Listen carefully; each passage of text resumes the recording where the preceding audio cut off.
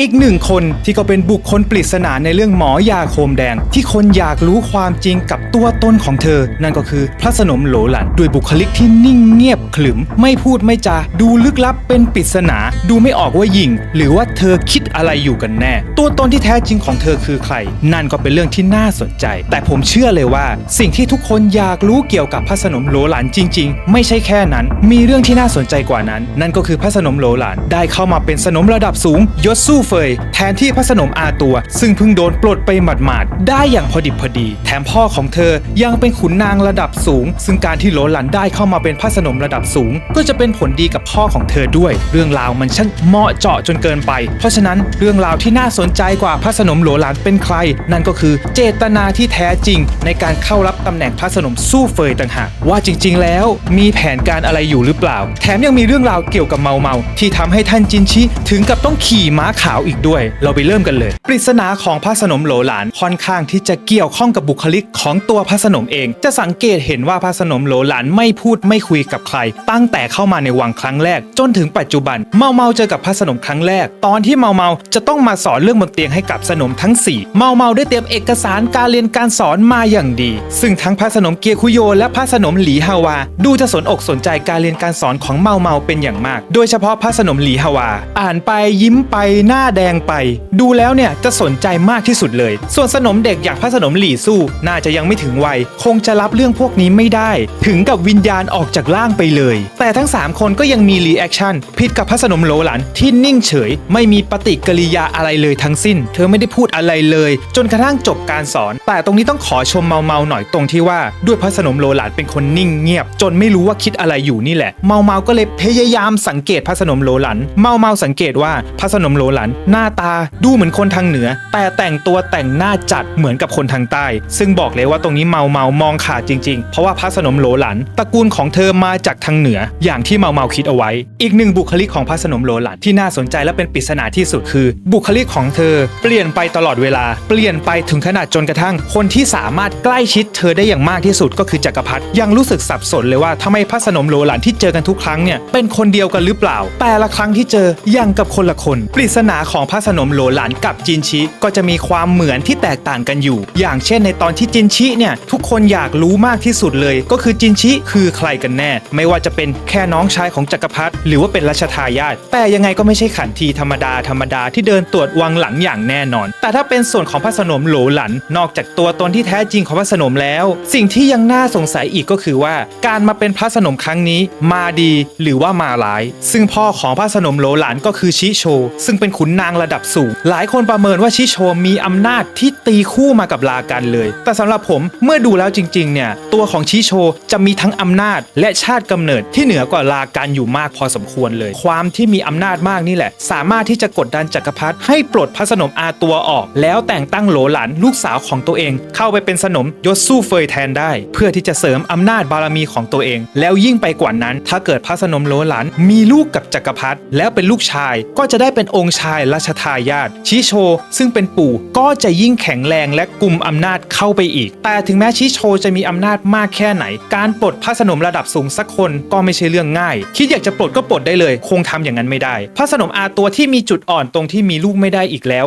ก็เลยเป็นเป้าหมายให้ชิโชเล่นงานดึงลงจากเก้าอี้พระสนมสู้เฟยได้และเมื่อพระสนมโหลหลันเข้ารับตำแหน่งเธอก็ได้แอบทำสิ่งนี้ก่อนอื่นเรามาดูบุคลิกภายนอกของพระสนมโหลหลันก่อนพระสนมโหลหลันมีผมสีม่วงและตาสีเหลืองและที่สำคัญชอบและมีความรู้เรื่องแมลงเป็นอย่างมากผมเลยมีคำถามอยากจะถามทุกคนว่าพอที่จะคุ้นใครที่มีคุณสมบัติใกล้เคียงเรื่องเหล่านี้หรือเปล่าผมสีม่วงตาสีเหลืองและชอบแมลงเป็นอย่างมากใช่แล้วคนนั้นก็คือชิซุยหญิงรับใช้ที่มาเป็นเพื่อนของเมาและเสี่ยวหลันซึ่งตอนที่เมาเข้าไปสอนเรื่องบนเตียงกับพระสนมทั้ง4ผมว่าพระสนมโหลหลันคงจะสนใจในตัวเมาไม่น้อยแหละคงจะอยากเป็นเพื่อนเพราะว่าบุคลิกของทั้งสองน่าจะเข้ากันได้ดีเป็นเด็กซนอยากรู้อยากเห็นเหมือนกันแต่ต้องเก๊กเอาไว้ก่อนส่วนเรื่องหญิงรับใช้เนี่ยพอมาคิดดูดีๆในวังหลังได้รวบรวมหญิงรับใช้เอาไว้มากมายซึ่งส่วนใหญ่ก็จะเอาไว้ใช้ทำงานทั่วไปเพราะฉะนั้นก็จะเป็นหญิงที่ไม่ได้มีการศึกษาไม่สามารถอ่านออกเขียนได้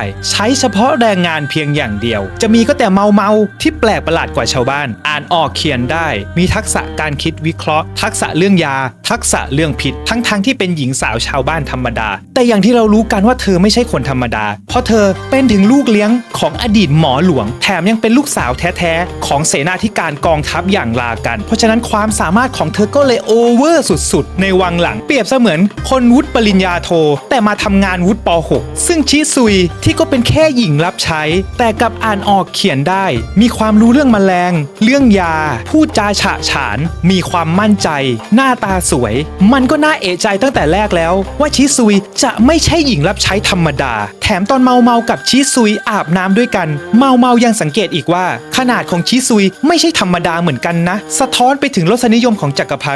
ดิองค์ก่อนน่ะชอบเด็กจักรพรรดิองค์นี้ชอบใหญ่พระสนมโหลหลันถึงจะโดนส่งเข้ามาเป็นพระสนมสู้เฟยด้วยเรื่องของทางการเมืองโดยถูกบงการจากพ่อของเธอซึ่งแน่นอนว่าเธอก็เป็นเพียงหุ่นเชิดเท่านั้นแต่พระสนมโหลหลันเมื่อเข้ามาอยู่ในวังหลังแล้วก็ไม่ได้สนใจเรื่องของการเมืองเลยแต่มักจะปลอมตัวเป็นหญิงรับใช้ชื่อชิซุยเพื่อที่จะไปอยู่กับแมลงในสวนทั้งวี่ทั้งวันด้วยระหว่างที่เธอไม่อยู่เธอก็จะให้หญิงรับใช้ของเธอซึ่งเธอมีหญิงรับใช้กว่า50คนปลอมตัวเป็นเธออยู่ตลอดเวลาซึ่งนั่นเป็นเหตุผลว่าทำไมพระสนมโหลหลันถึงแต่งหน้าจัดและเปลี่ยนสไตล์การแต่งหน้าแต่งตัวอยู่บ่อยๆเพื่อที่จะไม่ให้มีใครจับได้นั่นเองว่าคนที่นั่งอยู่บนเก้าอี้นั้นไม่ใช่เธอแต่เป็นนางกำนันของเธอปลอมตัวมาและเธอก็ยังฉลาดพอที่จะไม่พูดคุยกับใครเลยเพื่อที่จะได้ไม่มีใครจำน้ำเสียงหรือสไตล์การพูดได้เป็นการปลอมตัวที่แนบเนียนจริงๆแต่นี่แสดงให้เห็นเลยว่าการเข้าไปเป็นพระสนมไม่ได้สุขสบายอย่างที่คิดถึงแม้จะสุขสบายในด้านอื่นๆแต่ในเรื่องอิสระไม่สามารถที่จะมีได้เลยซึ่งไม่แปลกใจเลยในตอนต้นเรื่องที่จะมีพระสนม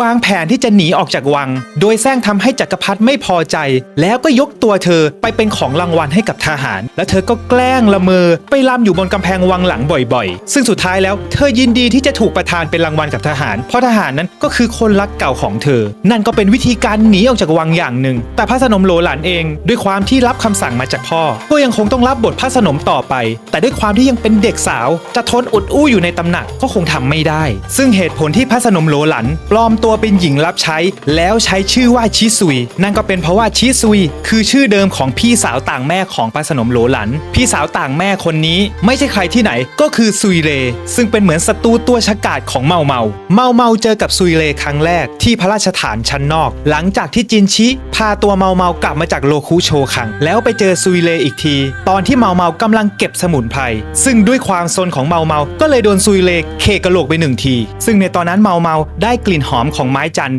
มาจากซุยเลด้วยซุยเลเป็นผู้หญิงที่รูปร่างสูงสง่างามมีบุคลิกสงบเยือกเย็นเมาสังเกตว่าซุยเลใช้เครื่องสำอางเพื่อกลบความงามตามธรรมชาติของเธอซึ่งเหตุผลที่ทำแบบนี้ก็น่าจะเหมือนการที่เมาแต้มกระทำให้ตัวเองโดดเด่นน้อยลงจะได้สะดวกสบายเวลาที่จะทำอะไรก็ตามซุยเลถือเป็นคู่ปรับตัวฉกาจของเมาซึ่งเป็นหนึ่งในไม่กี่คนที่สามารถเอาชนะหมอยาได้สำเร็จและหลบหนีออกจากวังได้หลังจากใช้วิธีแกล้งตายความรู้ของซุยเลเกี่ยวกับยาฟื้นคืนชีพที่เลียนแบบความตายเป็นสิ่งที่เมายังไม่สามารถเข้าใจได้ในตอนนี้หลังจากที่หลบหนีได้สำเร็จเมาก็มุ่งมั่นอยากจะประชันฝีมือกับซุยเลอีกครั้งซึ่งซุยเลถึงจะเป็นคนของตระกูลใหญ่แต่ก็ถือว่าใช้ชีวิตอย่างยากลำบากทีเดียวพ่อของโหลหลันมีลูกสาวคนแรกก็คือซุยเลโดยที่ตอนแรกซุยเลนั้นมีชื่อว่าชิซุยซึ่งตอนหลังเมื่อชิโชแต่งงานกับภรรยาใหม่มีชื่อว่าเซินเหมยซึ่งเป็นแม่ของโหลหลัน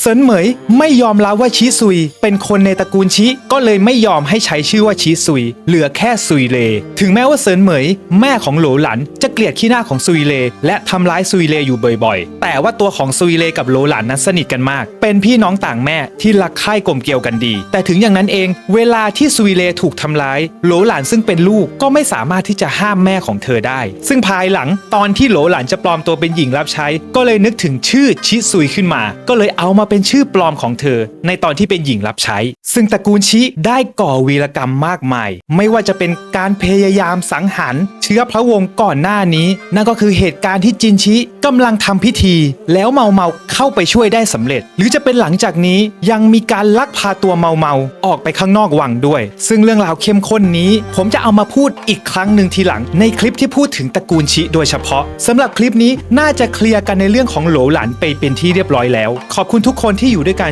จนถึงตอนจบขอบคุณสมาชิกสำหรับคลิปนี้แยกย้ายได้ครับ